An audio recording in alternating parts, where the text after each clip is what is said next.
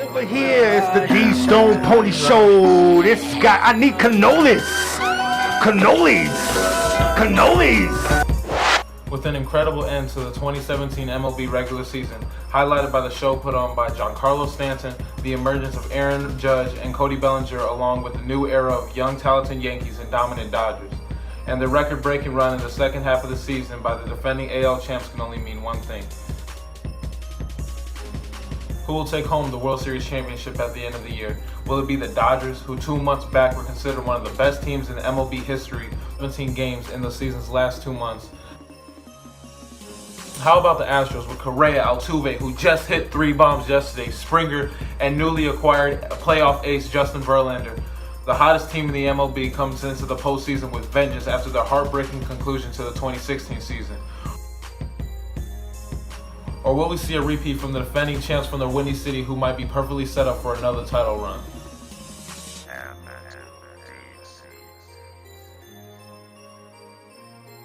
The Indians were, the best team in the second half of the season.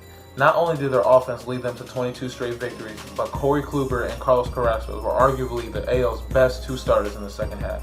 Starters are 41-8. Let's also not to forget to mention the 22-game win streak Cleveland handed to its opponents, which is also a new MLB record. And our pitchers Carlos Carrasco and an improved Trevor Bauer, who last year in 4 postseason starts never lasted more than 5 innings. However, the Indians' ridiculous plus 254 run differential proves that this team didn't just luck their way to over 100 wins, with their rotation firing on all cylinders and a bullpen that is deeper than ever. I believe Terry Francona is smart enough and great enough as a coach that he is going to lead the Indians back to November. As to the ALDS, if they find a way to get an early jump on the Indians, they'll cause a lot of headaches and nervousness throughout the tribe along with their loyal fans. Logged a combined .37 ERA in the last month of the season and struck out 72 batters in under 50 innings. So if the Yankees can keep this series close by keeping the actual game close, we might actually be able to see Aroldis Chapman versus Andrew Miller, the 2 best closers in the league, period. Emergence of Aaron Judge in his first MLB postseason, along with a group of guys that are here to make sure that this is not a rebuilding process in New York. This is not the past historic Yankees franchise, this is their future. 52 homers as a rookie does numbers for the regular season, but come October, if you cannot get on base and not strike out, especially against this incredible Cleveland Indians staff who almost beat the Cubs last year, first crack at trying to knock off the defending AL champs, it is this well-deserved New York Yankees team.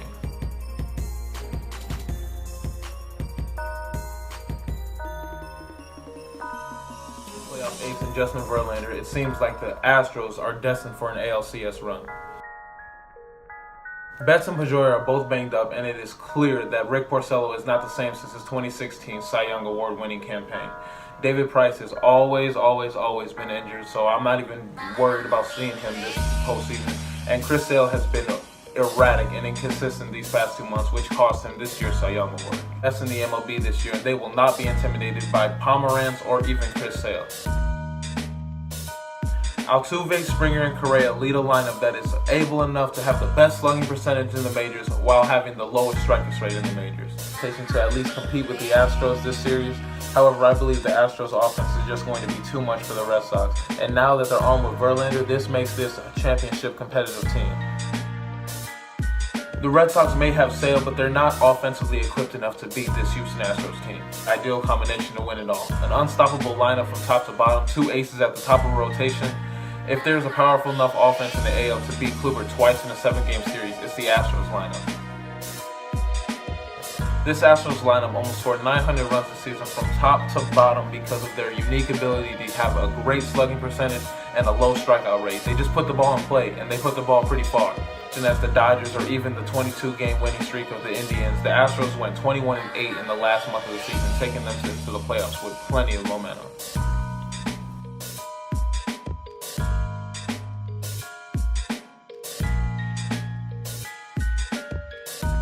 Into October right where they want to be. They're the best team in the National League. They went through a tough postseason last year and they overcame it. And the addition of starting pitcher Jose Quintana will be key if the defending champs look to play until November again, especially with the heat that the Nationals will be throwing from the mound.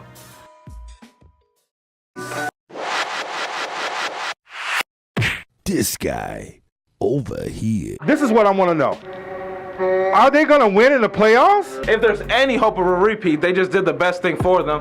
The South Side really just helped the North Side in any type of postseason run that with this trade. They'll be on a winning environment, and I believe the Cubs will have a really good second half of the season. Meanwhile, the Cubs bullpen has sloped negatively throughout the season and remains the team's biggest unknown, aside from closer Wade Davis, who blew only one save throughout the entire season out of 33 opportunities. In my opinion, the only edge that the Nationals may have is the bullpen edge. There's only one player I know in the entire history of me watching baseball that has missed the entire year, went to the postseason, not even played the postseason, going to the World Series and got 7 hits, and that's Kyle Schwarber. He's a 200 batter.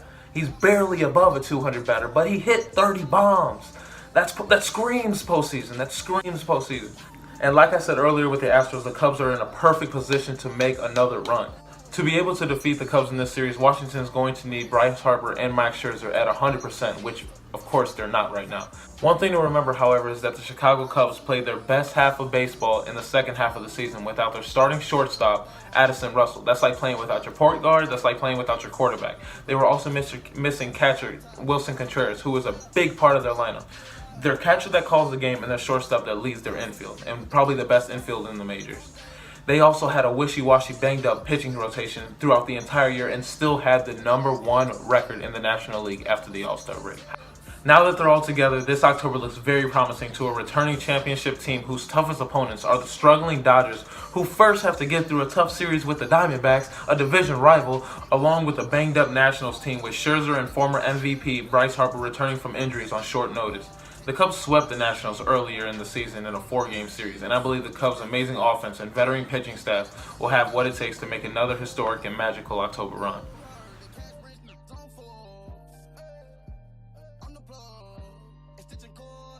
The Dodgers may no longer be in the running for the best team ever, but they could finally have enough offensive talent to overcome that. And this year, trading for Yu Darvish was adding even more firepower to an already dominant rotation with the best offense in the National League. Regardless of the last month of the season, the Dodgers have Clayton Kershaw and Yu Darvish atop a strong rotation and finally a reliable bullpen. The Dodgers are still young and cocky with baseball's deepest roster and a fearsome starting rotation that should anchor them throughout the playoffs. The biggest part about this season playoffs for the Dodgers is if they lose this playoffs, this is a heartbreak. And the worst part about this heartbreak is that their first series is against the division rival, which is hard enough on alone. And not only is this the hard part of the best team in the National League, but the division rival that they're facing beat them in the regular season series 11-8, and they outscored them 28 runs within this span.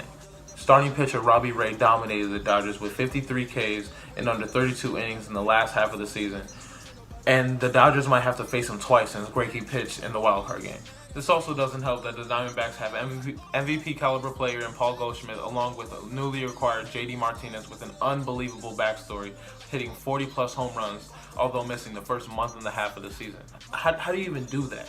And one thing I really wanted to make clear about the Dodgers' success this postseason is how well is Corey Seager finna be with his elbow problems? How well is Puig really finna be? And Clayton Kershaw has again and again spooked in October. So will we finally get through a postseason without seeing the Dodgers throw Kershaw on short notice? The Dodgers' edge in this series, however, is the end of the game situations against the Diamondbacks, because the Diamondbacks bullpen threw more balls than any other team in the National League. They're a playoff team. So hopefully, if you're a Dodgers fan, this offense that is ridiculous from top to bottom will be able to outduel this struggling Diamondbacks bullpen. I believe by the end of the series, this will be a very close one. I believe the Diamondbacks are ready for this series. And if the Diamondbacks really beat the Dodgers, I would be scared for all National League teams, because the Diamondbacks, they made it out to the wild card. They're hungry. They're ready to make a name for themselves. Paul Goldschmidt has been ready to show what he can actually do in the postseason. And people are really asleep because Paul Goldschmidt, although he hasn't had many at-bats in the postseason, has hit a home run in 33% of his at-bats since he's been in the league in the postseason. That's ridiculous. However, ultimately, I believe the Dodgers will come through, but in Game 5 in a 5-game series.